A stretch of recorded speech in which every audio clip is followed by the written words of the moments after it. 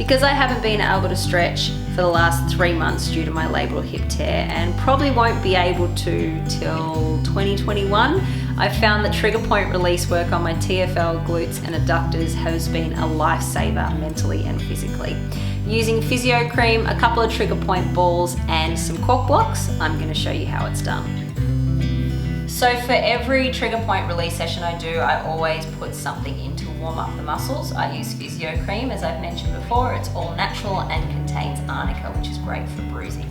So I rub those into my right adductor and my left TFL and left glute, and then I either put leggings or tracksuit pants on so the ball rolls easily over the muscle.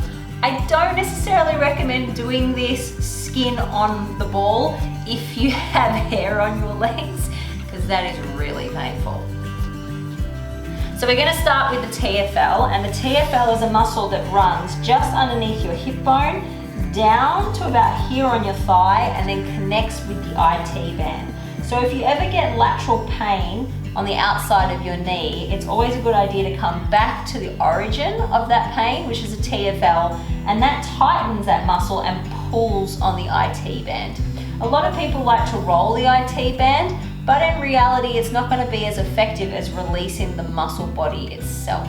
So the trigger point of the IT band is just underneath the hip bone right there.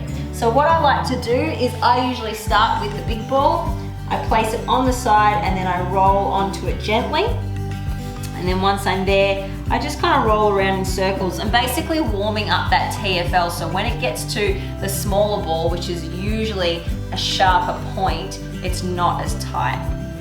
And then I roll up and down just a little.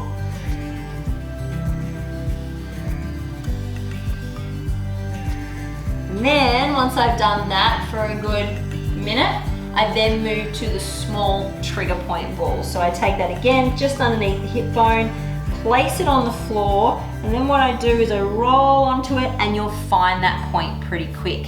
It literally is just underneath the dip of that pelvic bone on the side there.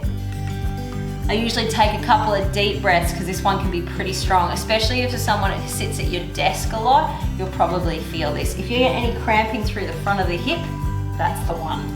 We're going to hold and relax for about 30 breaths or till the pain reaches a 2 out of 10. Once I've released the TFL, I'm then going to move on to the glutes. Now there are 3 lots of glutes. You have glute med, which runs, there's the hip bone, it runs just through the side here. You then have glute max, which runs just to the side of your tailbone, and I'm not going to take my pants down for that one. And then you've got min, glute min, which runs through the middle. So the trigger points naturally run through the top for glute med, through the back here for glute max, and then through the middle. I find when you're doing these trigger points for glutes, it works if you roll around till you find that sensitive spot. You're not always going to hit them, but you will know when you've hit a knot or a part of that muscle that is struggling to release. I start with a big ball. Again, we're going to do that warm-up routine. So I take it to the side, roll on top, and then I sit upright with one leg bent for control, and I basically roll the ball around my trochanter, which is part of that femur, so part of that leg bone. It sticks out about here. I roll the ball around and under and then back and over, and I just move through that movement a few times. Again, just loosening up the glutes, getting them ready for the hard stuff.